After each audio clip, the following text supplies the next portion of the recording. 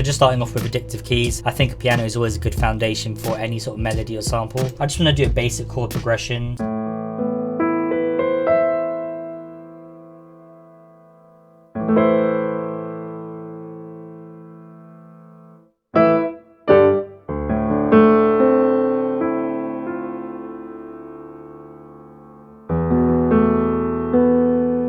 So that was pretty whack in terms of playing the piano. I'm just going to edit it a little bit to fix some of the really bad notes.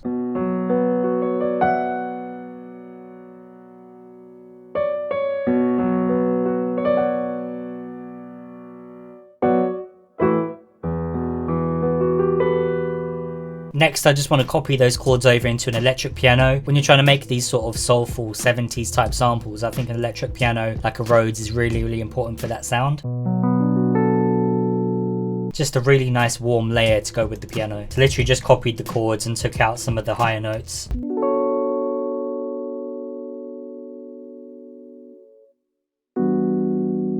Next I want to do like a bell or a harp or something. Just play some random high notes.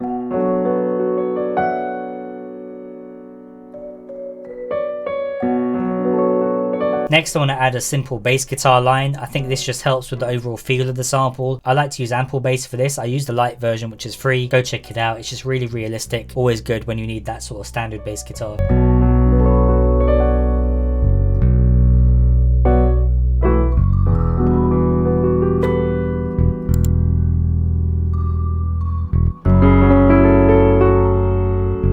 And I think the final layer, we'll just add in some electric guitar just to get some nice little slides in there, which always sound really good when you're chopping a sample afterwards.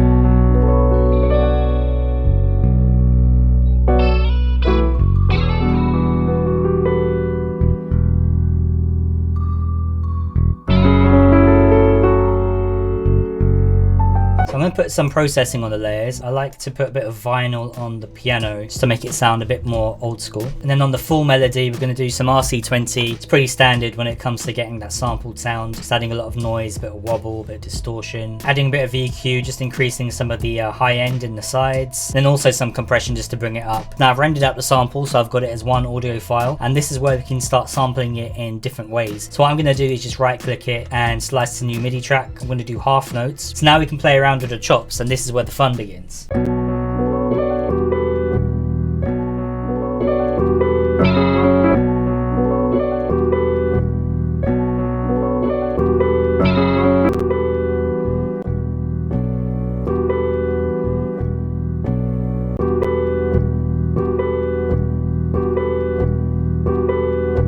So what I do now is render these chops into audio so that we can process them separately, like pitching it down, make it a bit darker. Add a bit of EQ, take out some of the lower end. Then I'll do some shaper box.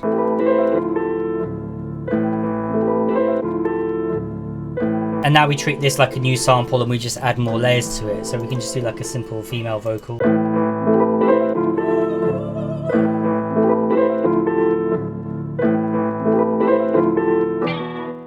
Now when doing the drums for boom bap, you've got a lot of options. You can play them in live, you can program them, you can use breaks, you can chop up breaks and change it into your own pattern. Possibilities are endless. My tendency is to start with a break, and that's going to give me the groove to work with, and then I just layer the hell out of it by adding in natural drum sounds, throwing in a few different things in different pockets. So this is the drum break I'm going to start with.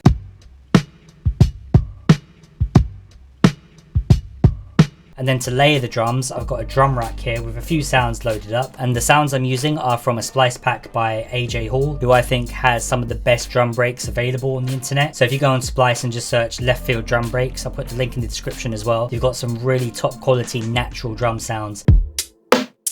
So I just want to layer a kick, hat and snare, and I'm basically copying the hits with the hits in the drum break, but I'm going to leave a gap in the kick so that it puts emphasis on one of the other kicks, if that makes sense.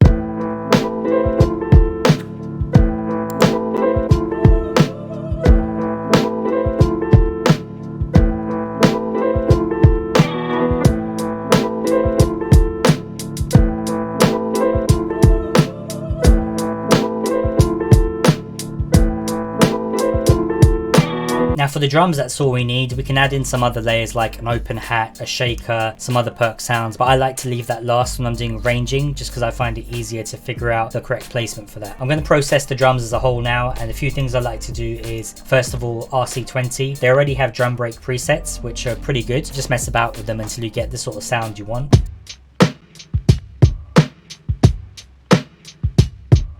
I also like to add a shaper box and just mess around with different presets. This one here, Slightly Drunk, I find is really good for just adding a bit of an offset.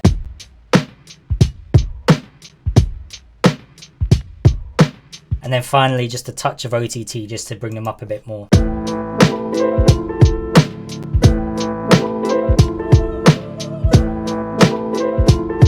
Then finally just recording in the bass. Just use a bass guitar, sub bass, anything like that.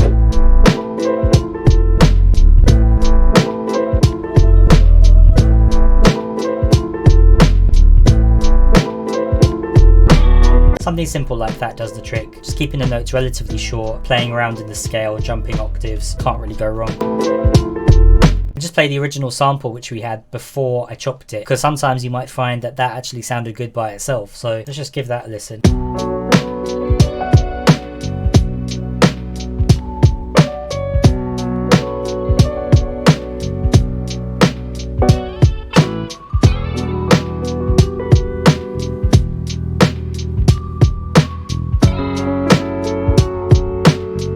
You can actually put pretty much anything on these type of drums and get a completely different vibe, but you can just experiment, flip the same sample in different ways. Like I could go back and use one of the other sample chops, for example.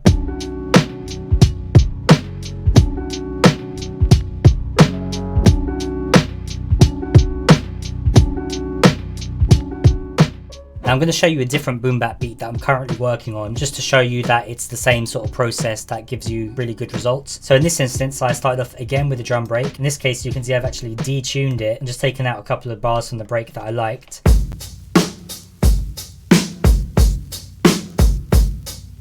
And then again, just layering different sounds.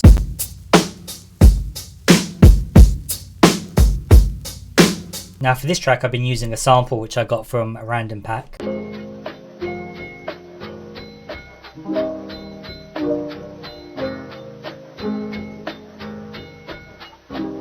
So this is like a really nice vintage sample. It's got all the different ingredients that you want. Nice piano, bit of percussion, a lot of texture and noise to it. So it makes it really good for chopping.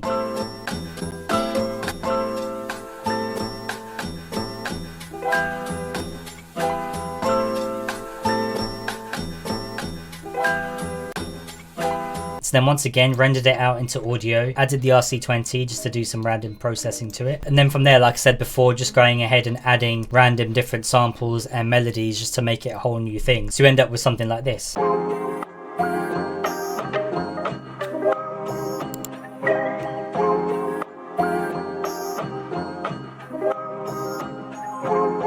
And then finally for the bass line, just playing it in live, all I do is follow the progression, and I like to add walking notes in between the different notes, keeps it sounding authentic and vintage. So this was the final result.